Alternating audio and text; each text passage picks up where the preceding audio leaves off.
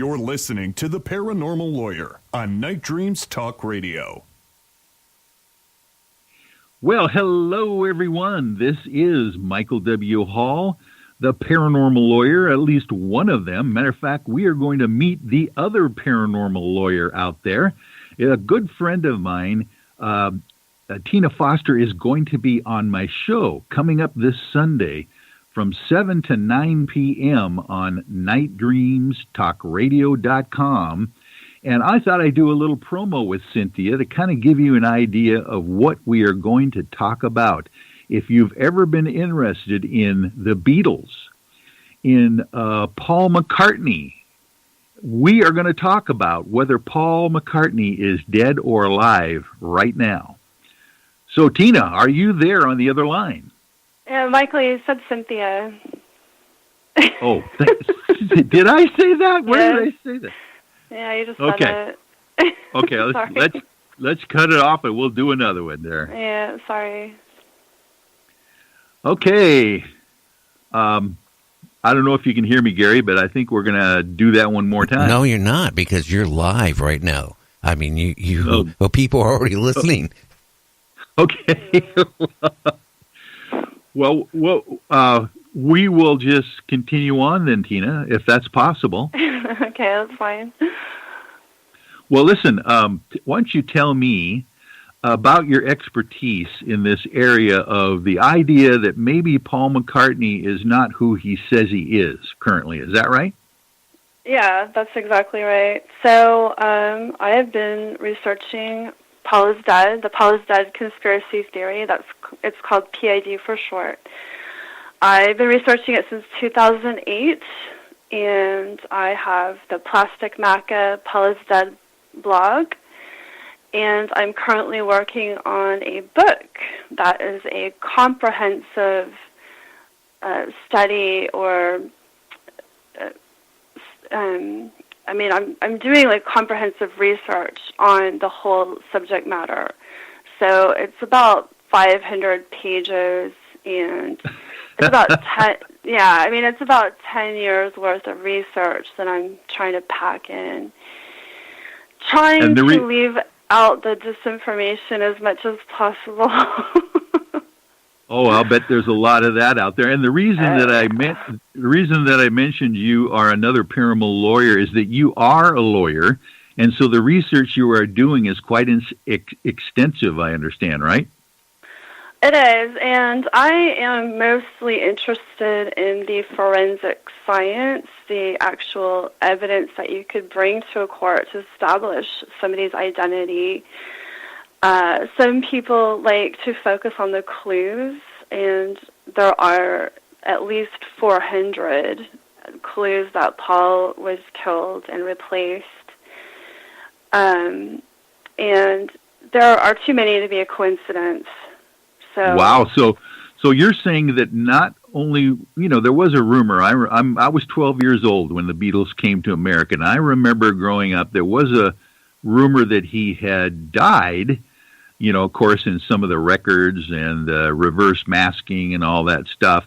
But not only are you saying he died, but he was actually killed. This was, something that was foisted upon the Beatles, that they were taking Paul McCartney away. And what happened? Well, first of all, let's go back and say, what is your theory of how he died?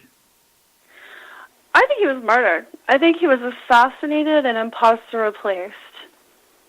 Oh, interesting. The more official story of PID is that he died in a car crash. Uh-huh. But I think that was a staged car crash. Not saying there wasn't a car crash involved. I think the clues point to one, but I don't think it was an accident. So back in the day, back in 1969, when this became worldwide news, I think people struggled with the fact that there was McCartney was dead, but yet there was McCartney. Like, they didn't really understand that imposter had taken his place. They're like, oh, right. Paul's dead. No, but here he is on the album. It's like, that was hard for them. But Right. now people know about imposters and doubles. So that's basically what we're dealing with. And why do they know about imposters and doubles? I understand you've written a book on that as well. Right. I wrote The Splitting Image, exposing the secret world of doubles, decoys, and imposter replacements, basically as a warm-up or some background information to prepare people for the Paul is dead information. Because it's such a bombshell for a lot of people. Like, they can't even get their minds around how this could even be possible. So in The Splitting Image, I go into historical doubles that are known and documented, and how it's done, how they're trained, how the technology is used, how makeup disguises. These are very sophisticated psyops. These people have been doing it a long time. And honestly, a good double, you would never know it wasn't the original person.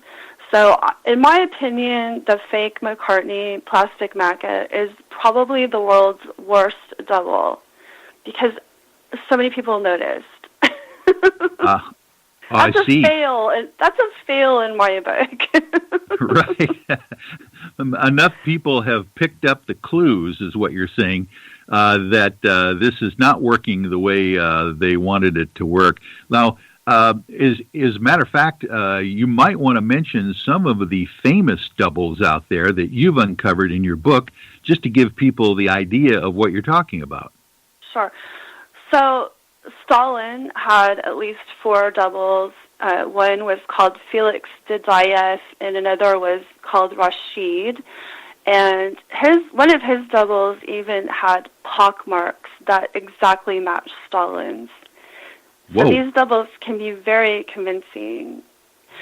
Kim Jong-il had 4 doubles, and one was outed when a spy satellite determined that he was 2.5 centimeters taller than the original Kim Jong-il.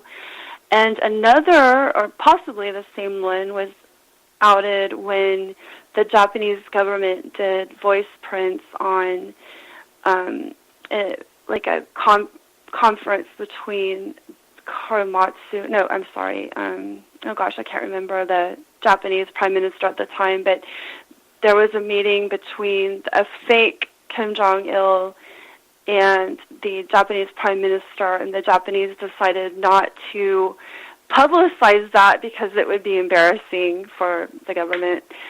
Another is Saddam Hussein had about 7 doubles, and he may have actually died in 1999 because his doctor said that he had lymph cancer. And it's possible that the family, the government kept the illusion that Saddam Hussein was alive by using doubles. And wow. Another one is Sir Bernard Law Montgomery, who actually has a pretty famous double called Emmy Clifton James. There was actually even a movie about it. So James was an actor who was discovered, I believe, by MI5, but he was put in place as the general to spread disinformation to the Axis powers. So he was talking about this plan to invade southern France, so that the Axis powers would think that that's where the Allies were intending to invade, when in fact they were going to invade in northern France at Normandy. So those are just some of the doubles that are in my book and some of the stories. But Right. Well, and specifically, you have some maybe forensic proof, you said, that this Paul McCartney that we see today is not the original Paul McCartney. Can you tell us how those forensics are showing up? Sure. So back in 1969, a radio personality named Roby Young got Dr. Henry Truby of the University of Miami to run voice prints, to do voice prints on songs of Paul McCartney. And so Dr. Truby did a number of songs, and he determined that 3 songs attributed to Paul were actually 3 different voices. So 1 Paul and then 2 voice doubles. And I'll talk about that more in the full interview. But interesting. Then, so that's voice print technology, right? Right. So that's one thing. The most convincing evidence that we have to date is by 2 Italian forensic scientists who found 6 physical differences between Paul and Fall. So they compared photos from before the supposed accident or whatever happened to him in '66 and compared that to a second batch of pictures from '67 and later. So they found, difference in head shape, skull shape, jawline, palate, teeth, part of the ear called the tragus, the nasal spine, and really only 1 physical difference would be enough to give away a double. And they found 6. And there are more. They just didn't, go into all of that.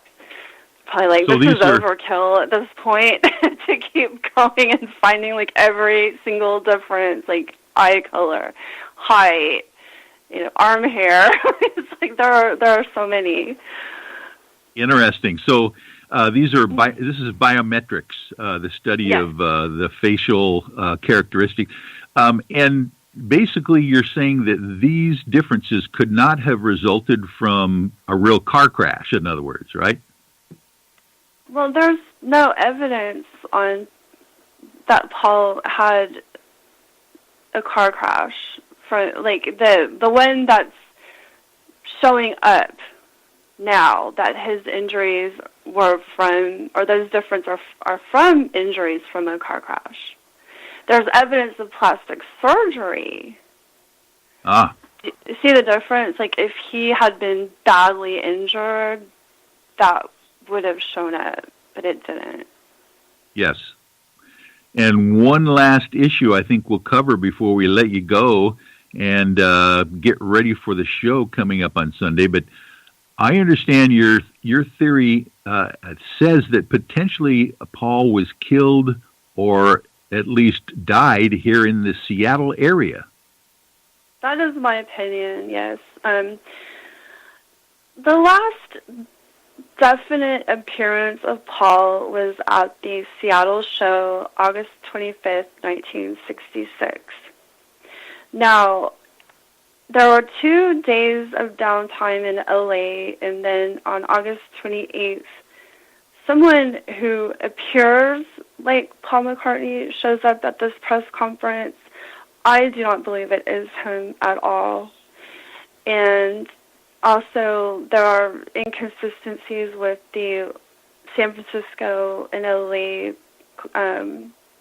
concerts, and then high strangeness for a few months afterwards. So I'm going to talk about that more in the book, but it's just very strange what happened after Seattle. So that's why I think, and then there are so many clues out at Seattle too, even down to the walrus reference. And right, which has some kind of a tie-in with Seattle as well, right? It does, right? Yeah. So there's this Arctic building in downtown Seattle that has a bunch of walruses on it. So. Oh, and that could be some kind of allusion to the fact that Paul was killed or died right here in